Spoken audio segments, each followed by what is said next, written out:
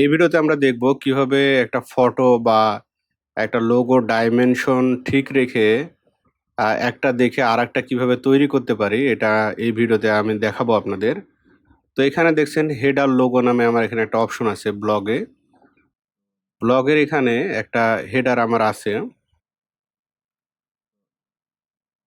এই ইমেজটা আমার হলো হেডার ইমেজ। এই ইমেজটার সাইজ আমার জানা নাই এবং আমি চাচ্ছি যে এই ইমেজের সাইজে আরেকটা আমার নিজস্ব একটা লোগো তৈরি করতে। তো এটার জন্য প্রথমে ডাউনলোড করে নেব এটা। ভিডিওটি ভালো লাগলে একটি লাইক দেবেন। ওকে, ডাউনলোড করার পরে মাউসে রাইট ক্লিক করে এর যে ইনফরমেশন সেটা দেখে নেব, ফাইল ইনফরমেশন। তো দেখেন এখানে ডাইমেনশন দেখাচ্ছে, সাইজ দেখাচ্ছে যে এটা 193 মানে 193/150 এবং ডিপিআই এবং বিটও দেখাচ্ছে। তো এই দুইটা এত গুরুত্বপূর্ণ না। তো সাইজটা আমরা দেখে নিলাম। এখন যদি এটা ফটোশপে আমি ওপেন করে এটা করতে চাই তো করতে পারি। এজন্য প্রথমে আর ফাইলে যাব, ফাইল থেকে নিউ এই অপশনে যাব। যাওয়ার পরে আমরা এটার একটা নাম দিচ্ছি। ওকে, দেন দেখেন এখানে আপনার মিলিমিটার থাকবে বাই ডিফল্ট, এটা আপনি পিক্সেল করে নেবেন। পিক্সেল করার পরে এখানে 135 বসাবেন, এখানে 150 বসাবেন এবং এর ওরিয়েন্টেশনটা কেমন হবে। আমার এই ইমেজের ওরিয়েন্টেশনটা ল্যান্ডস্কেপ ছিল, তো এটাও আমি ল্যান্ডস্কেপ করে নিলাম। এই যে এটা পোর্ট্রেট, এটা ল্যান্ডস্কেপ। এরপরে রেজুলেশন আপনি 300ও দিতে পারেন, 72ও দিতে পারেন। তো এই ক্ষেত্রে আমি 72 দিচ্ছি। দেওয়ার পরে জাস্ট ক্রিয়েট এটাতে ক্লিক করলে এটা ওপেন হয়ে যাবে। এখন আমি যদি এখানে কিছু লিখতে চাই, লোগো তৈরি করতে চাই তো তৈরি করতে পারবো। টেক্সট টুল নিলাম, খুব সিম্পল ভাবে আমি তৈরি করে দেখাচ্ছি।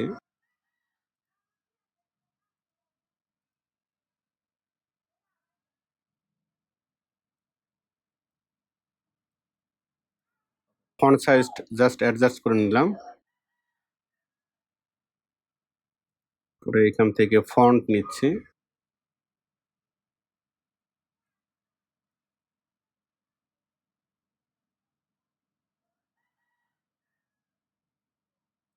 ভিডিওটি ভালো লাগলে একটি লাইক দেবেন।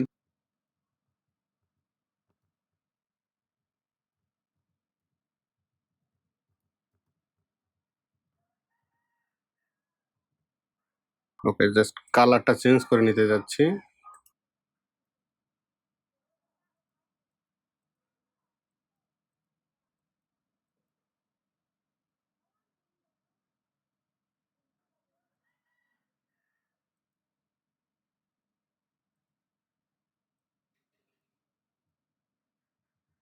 ভিডিওটি ভালো লাগলে একটি লাইক দেবেন।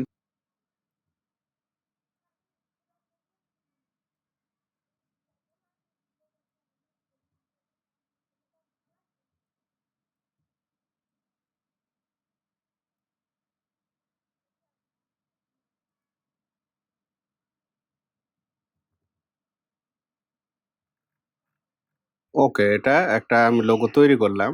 তো এই লোগোটা দেখেন রেজুলেশনটা অনেক খারাপ আসছে। তো এর জন্য এর যে ডাইমেনশন এটা আমি বাড়িয়ে দেব, মানে দ্বিগুণ করতে চাচ্ছি। তো এর জন্য আমি ইমেজে আসব, ইমেজ থেকে এই যে ইমেজ সাইজ এটাতে যাব।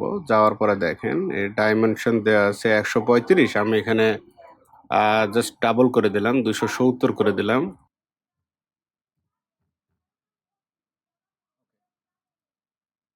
এখন এটা নিয়ে কাজ করতে আমার একটু সুবিধা হবে। রেজলিউশনটা দেখেন, রেজলিউশন বেড়ে গেছে কিন্তু এটা,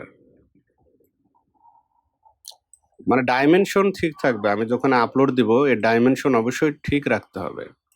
আচ্ছা, আমি নোটস এই কথাটা বাদ দিতে চাচ্ছি, তাহলে আমার ইমেজটা ভালো হবে।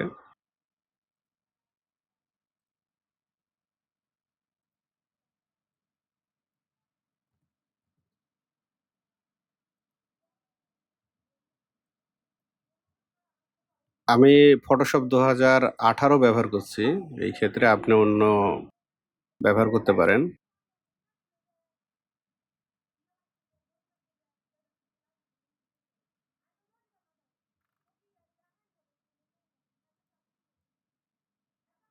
ভিডিওটি ভালো লাগলে একটি লাইক দেবেন।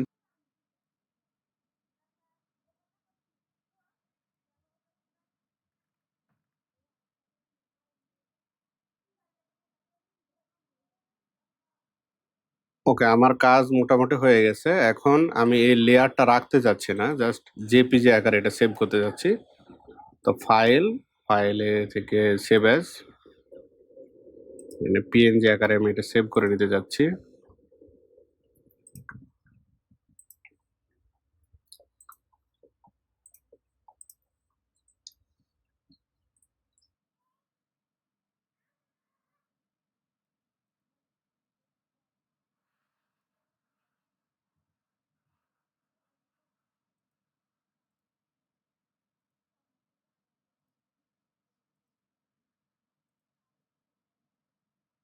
ওকে, দেখেন এই যে লোগো আকারে আমার ডেস্কটপে এটা চলে আসছে।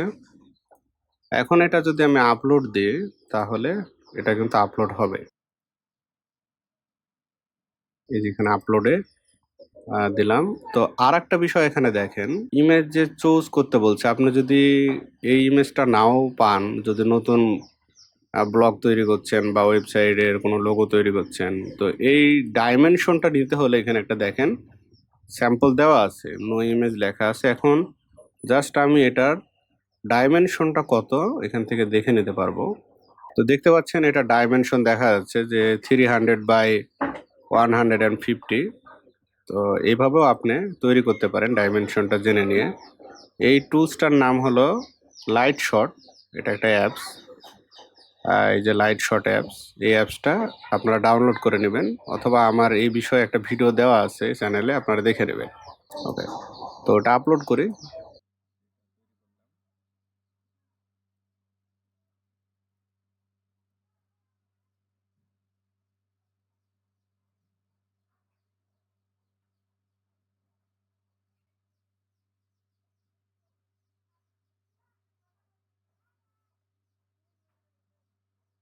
ওকে, আপলোড হয়ে গেছে। এখন আমি জাস্ট সেভ করে দিলাম।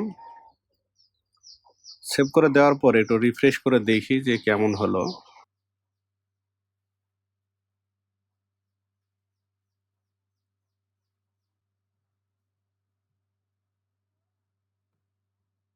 ওকে, দেখতে পাচ্ছেন আমার এই যে হেডার যে লোগো, এটা কিন্তু এখানে চলে আসছে, এবং মোবাইলে কেমন দেখাবে এটাও আমরা এখান থেকে দেখে নিতে পারি। এই যে সুন্দর দেখাচ্ছে। তো জাস্ট আমি সিম্পল আকারে আপনাদের তৈরি করে দেখালাম। আপনারা ইচ্ছা করলে এটাকে অনেক ডিজাইন করে তৈরি করতে পারেন। তো যেভাবে তৈরি করুন, এটার যে ডাইমেনশন, এই ডাইমেনশনটা আপনাকে বুঝতে হবে। না বুঝলে আপনি এই কাজটা করতে পারবেন না। তো ফটোশপের আপনি যে কোনো ভার্সন ব্যবহার করতে পারবেন। তবে আমি এ পর্যন্ত যতগুলো ফটোশপ ব্যবহার করেছি, মোটামুটি যাদের পিসির কনফিগারেশন ভালো তাদের জন্য এই 2018 যে ফটোশপ এটা বেস্ট। এরপরের ফটোশপগুলো অনেক ভারী। খুব হাই কনফিগারেশন কম্পিউটার ছাড়া ওগুলো ভালো কাজ করে না। আর খুবই আপডেট যেই ফটোশপগুলা, এগুলো তো এআই আছে বা আরও বিভিন্ন বিষয় থাকার কারণে এটা অনেক ভারী হয় কম্পিউটার। আপনার কম্পিউটারে যদি 4 জিবি র্যাম থাকে তাহলে এই 2018 যে ভার্সন এটা চালাতে পারবেন। ল্যাপটপের ক্ষেত্রে 8 জিবি হলে ভালো, ডেস্কটপে 4 জিবি হলে এটা অনায়াসে চালাতে পারবেন। তো এই ছিল ভিডিওটি দেখার জন্য ধন্যবাদ। ভিডিওটি ভালো লাগলে একটি লাইক দেবেন। যদি এ বিষয়ে আরও কিছু আপনার জানার থাকে তাহলে কমেন্টস বক্সে জানাবেন। ধন্যবাদ ভিডিওটি দেখার জন্য।